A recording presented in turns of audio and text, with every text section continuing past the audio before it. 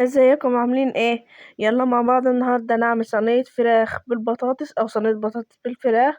خطيرة، طعمها وهم وهم وهم. البهارات بتاعتي ايه؟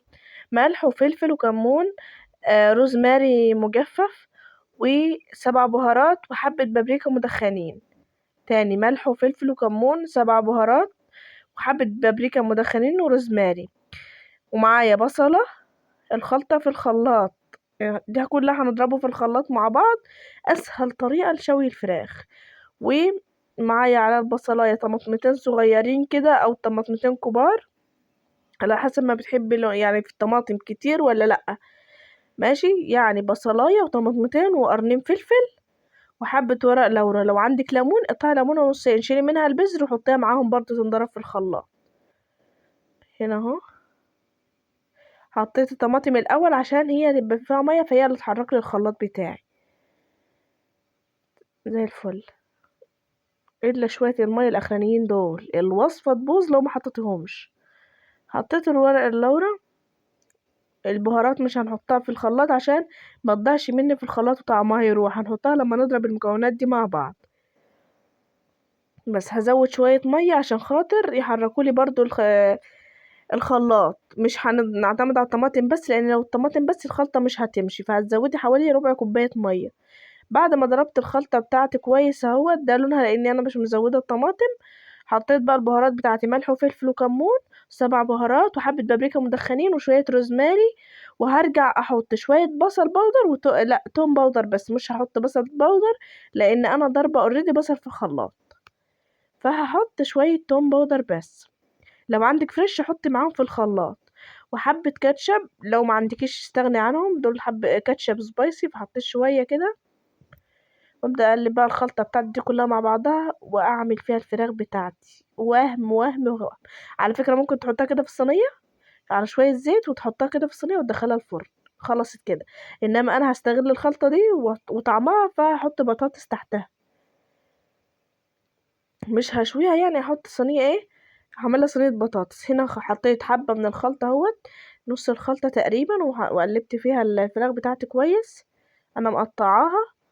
بدأت أقلب كله مع بعضه. على فكرة ممكن تبيتها ليلة في التلاجة بالخلطة دي، بتزيتها حلاوة. مش شرط تعمليها على طول يعني.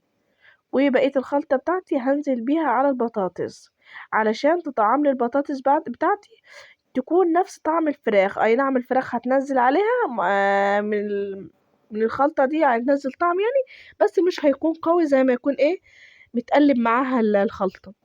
اكيد انتوا فاهمين يعني. معلش. المهم حطيت هنا اهو بقية الخلطة على البطاطس، وابدأ اقلبهم بقى كويس مع بعض. وارجع اساوي ارص الفراخ بتاعتي على البطاطس وادخلها الفرن على درجة حرارة. في الاول لازم تكون عالية اوي لحد ما تغلي عشان الفراخ تاخد صدمة، ما ينفعش تدخل على درجة حرارة هادية عشان ما تنزلش المية بتاعتها. فهدخلها على نار عالية اوي. هنا انا زودت الملح سنة عشان البطاطس بتحب الملح، خفتها تطلع عدبة.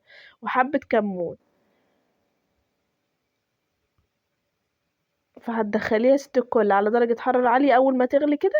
وتغطيها طبعا، تكون متغطية عشان تسرعي السوا بتاعها.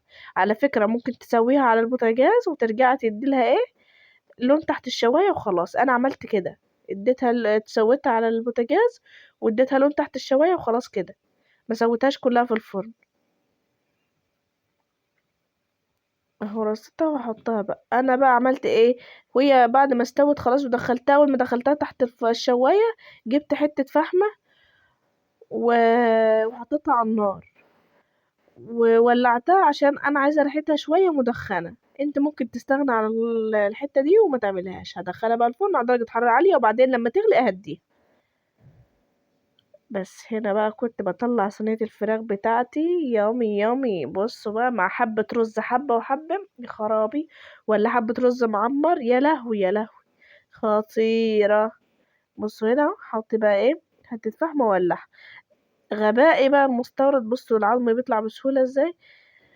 الاول هاخد شويه طبيخ منها يعني شويه بطاطس كده، وايه، وارجع اكمل الافتكاسه اللي انا كنت بعملها.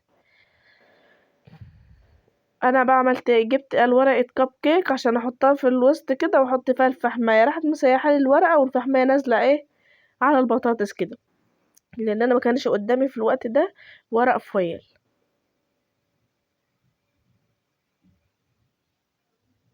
بصوا جبت الورقة كب كيك وحطيتها فيها. بصوا بقى تعمل ايه. الورقة شاطت مني وخلاص انحرقت. انقذت الموقف وشلتها على طول. جربوها والطريقة دي هتعجبكم. بالهنا والشفا.